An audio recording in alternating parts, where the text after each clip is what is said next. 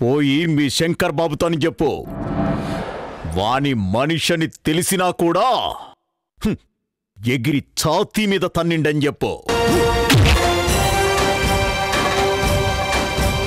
వీళ్ళు నా ఊర్లోనే ఉండాలి, కానీ నేనుండగా దీనికి పెళ్లి జరగదు.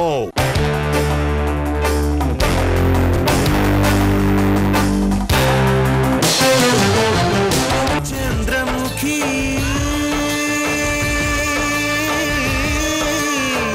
చంద్రముఖి ఏ పెగు నిన్ను కన్నదు గాని, ఏ రగబంధం ఉన్నదు గాని, మనసు తెలిసిన మనిషొకరుంటే నీకు చాలమ్మా. నీ చిట్టి గుండెకు గుప్పెడు ప్రేమే తోడు నీడమ్మా. తొణకని బెణకని వెనకడు గెరుగని ధీరవనితవు నీవేనమ్మా.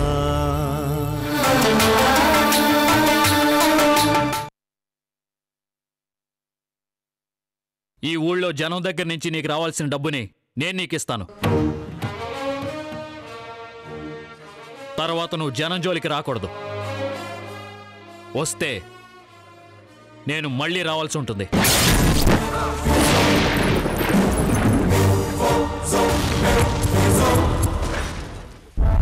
సాంబా అన్నా, ఈ ఊరిలో ఎవరూ వేడికి అప్పు ఉండకూడదు. అప్పు చేసే అవసరం మళ్ళీ ఎవరికి రాకూడదు. సరే అన్నా.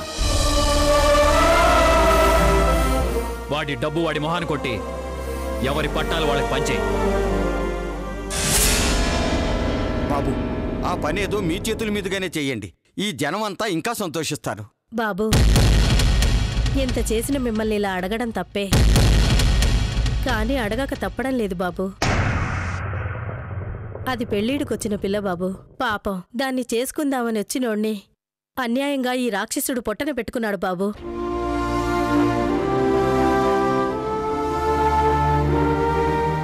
ఇన్ని రోజులు అది ఈడింట్లో ఉండటం వల్ల నలుగురు 4 రకాలుగా మాట్లాడుకుంటున్నారు బాబు. దాన్ని మీరు కాపాడారు, కానీ అది ఇప్పుడు తలెత్తుకుని తిరగలేదు బాబు. మీరే దానికి ఏదైనా దారి చూపించాలి బాబు.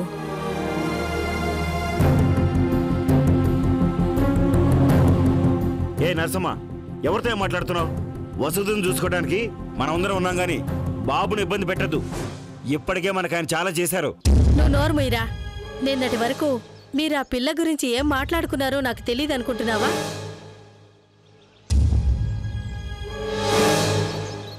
ఈ జనం మారరు బాబు. ఆ పిల్ల గురించి జాలి చూపించాల్సింది పోయి కాకుల్లా పొడుచుకు తింటున్నారు. కొంచెం ఆలోచించండి బాబు.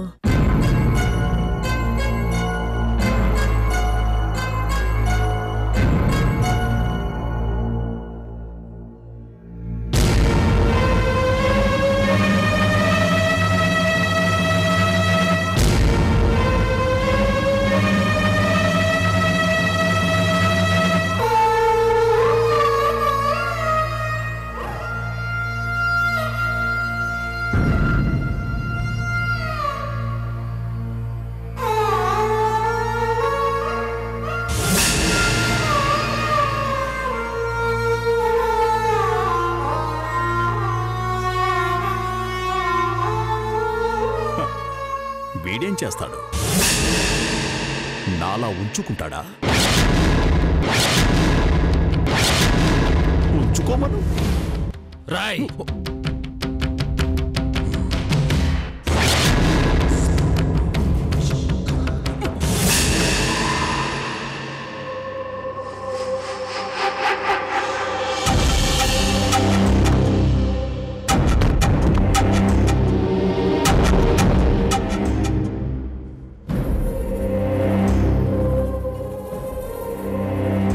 మీకు అభ్యంతరం లేకపోతే నేను మిమ్మల్ని పెళ్లి చేసుకుంటాను.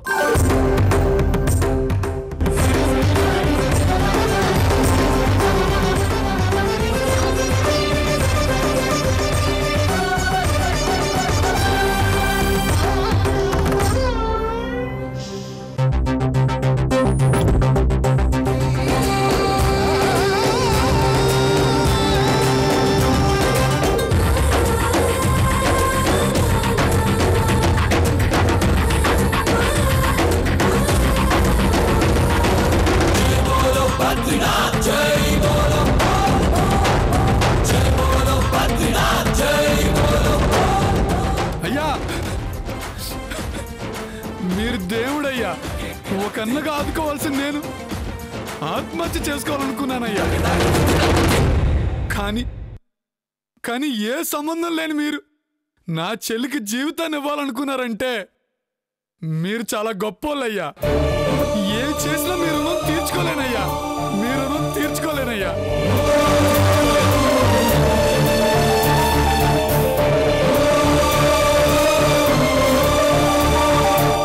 పరిస్థితులకు తలవంచాల్సిన అవసరం లేదు. మీకు ఇష్టమైతేనే.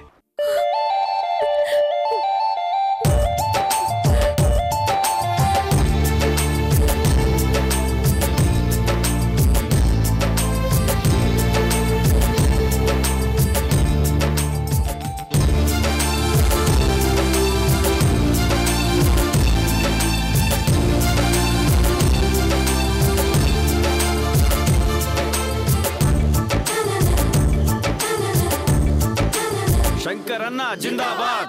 శంకరన్న జిందాబాద్.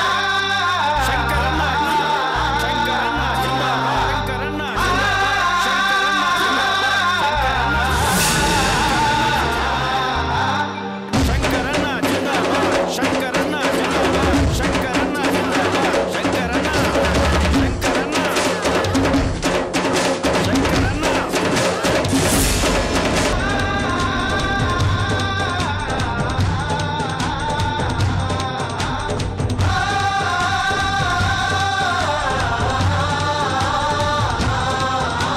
చల్లగా ఉండండి బాబు.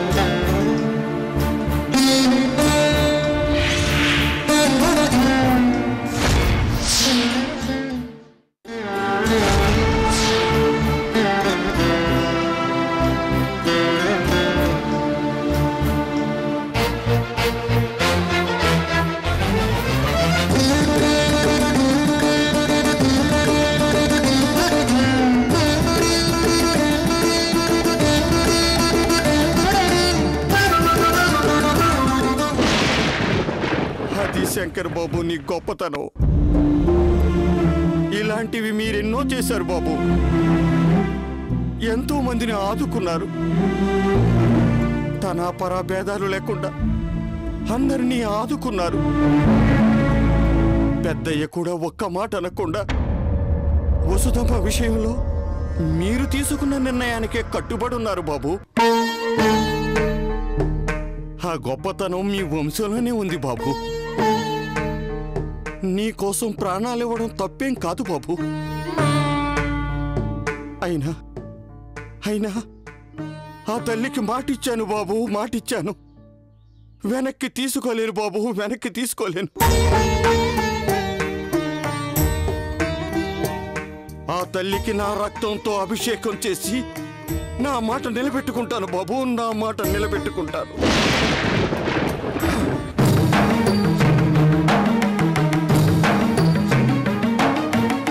రామయ్య,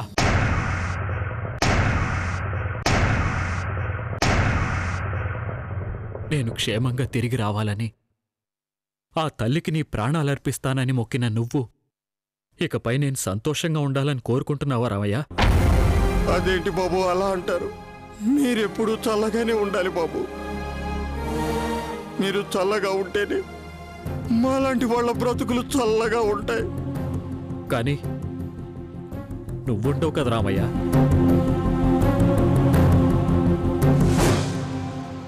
బాబు. అవును రామయ్య, నా కోసం ప్రాణాలిచ్చే రామయ్య నా పక్కన లేకపోతే నేనెలా ఉండగలను? అంత మాట అనకండి బాబు. మీరు బతకాల, నిండు 100 ఏళ్ళు బతకాల బాబు. నూరేళ్లు బతకాలనే కోరిక నాకు లేదు రామయ్య.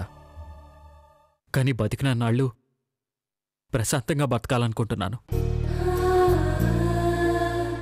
నీ ప్రాణాల్ని బలిపెట్టి నేనెలా ప్రశాంతంగా బతకగలను రామయ్య?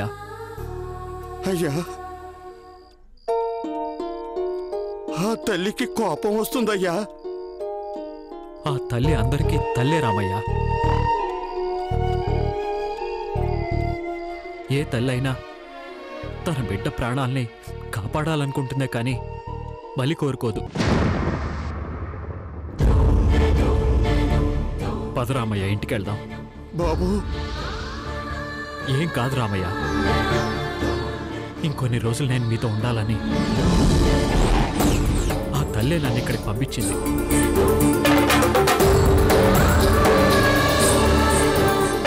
ఆ తల్లి నీ ప్రాణాన్నే బలి తీసుకునేంత కసాయిది కాదు.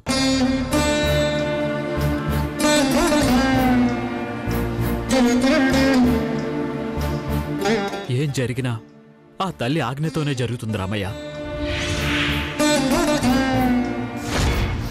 నీ ప్రాణాలు కాపాడటానికే ఈ సమయంలో నన్ను ఇక్కడికి పంపించిందని అర్థం చేసుకో.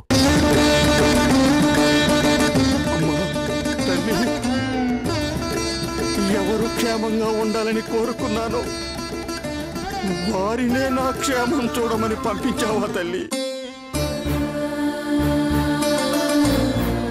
నువ్వున్నావని ఇంకోసారి నిరూపించావు తల్లి, నిరూపించావు.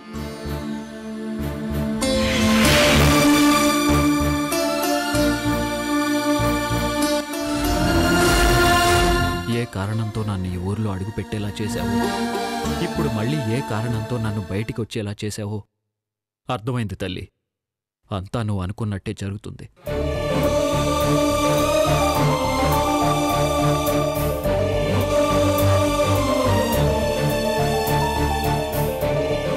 పదరామయ్య, వెళ్దాం. మీరు వెళ్ళండి బాబు, మీరు వెళ్ళండి. నేను తర్వాత వస్తాను. మీరేం కంగారు పడకండి బాబు, నాకేం కాదు. మీరు వెళ్ళండి బాబు, మీరు వెళ్ళండి.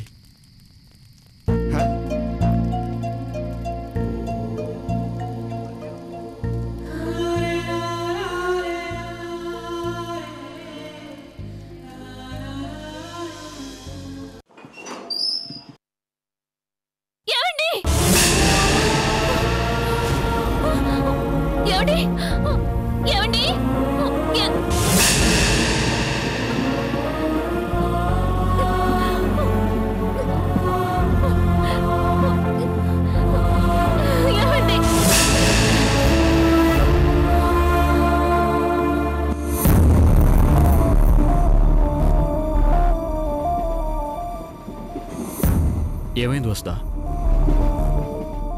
ఎక్కడికి వెళ్ళారండి? మంచినీళ్ళు తాగుదామని. మంచినీళ్ళు ఇక్కడే ఉన్నాయి కదా. ఓ, నేను చూడలేదు వస్తా. నువ్వేంటి ఒకసారిగా అలా అరిచావు? మీరు నన్ను వదిలి వెళ్ళినట్టు పీడకలొచ్చిందండి. ఏమండి, మీరు నన్ను వదిలి ఎక్కడికి వెళ్ళరు కదా?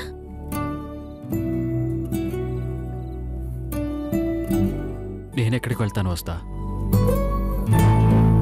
పద, మంచినీళ్ళు తాగుదు గాని. పద పద.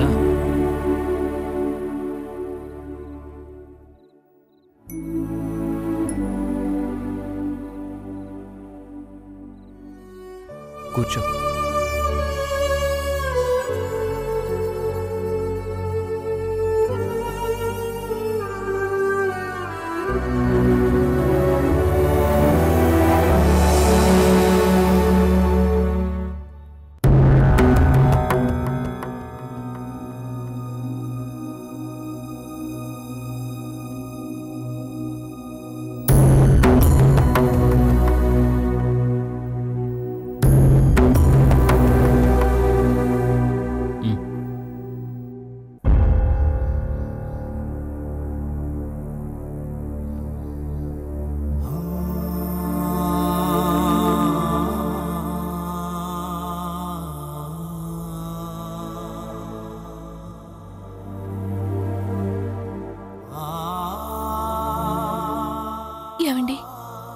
నిజంగా మీరు నన్ను వదిలి వెళ్ళరు కదా?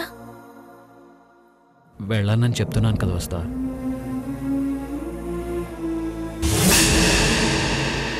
మీరు క్షణం కనబడకపోతేనే నా గుండె ఆగినంత పని అయింది.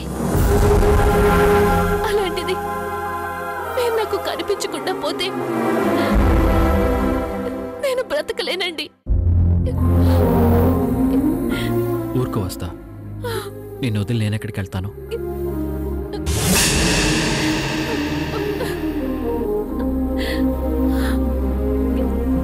అనవసరంగా కంగారు పడకు వస్తా. పడుకో పడుకో వస్తా.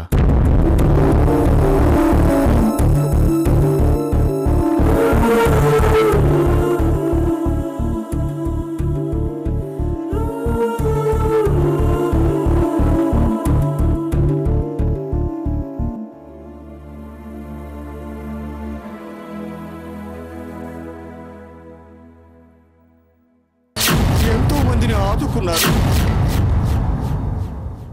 పరాపర భేదాలు లేకుండా అందరినీ ఆదుకున్నారు.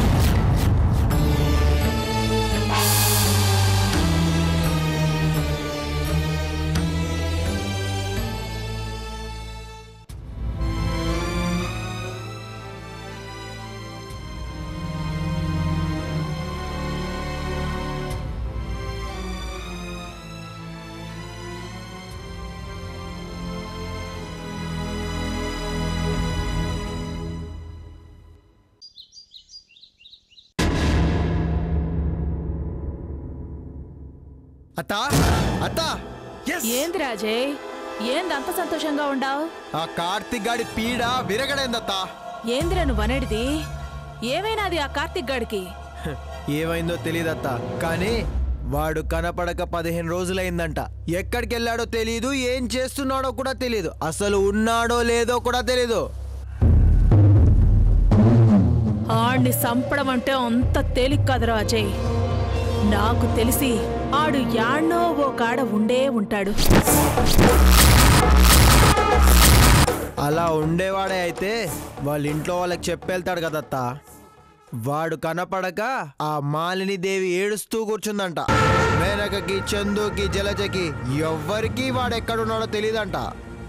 అందరూ ఆ యశోద్రే ఏదో చేసిందని అనుమానిస్తున్నారంట అత్తా. ఎవరు? ఆ యశోదరా?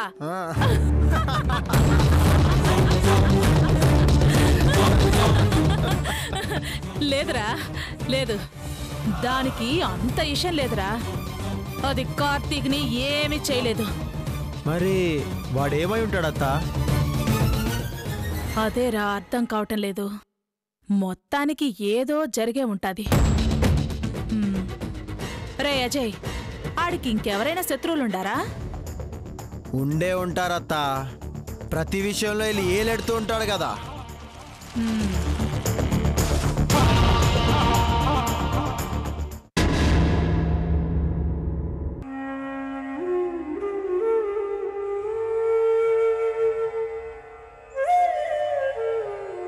రే రామయ్య, అయ్యా ఇంకా రాలేదేమిట్రా? ఇల్లు టైం అయిపోతుంది. అసలు బయలుదేరారా లేదా? పెద్దయ్య, సమయానికి శంకర్ బాబు వచ్చేస్తాడు, మీరేం కంగారు పడకండి.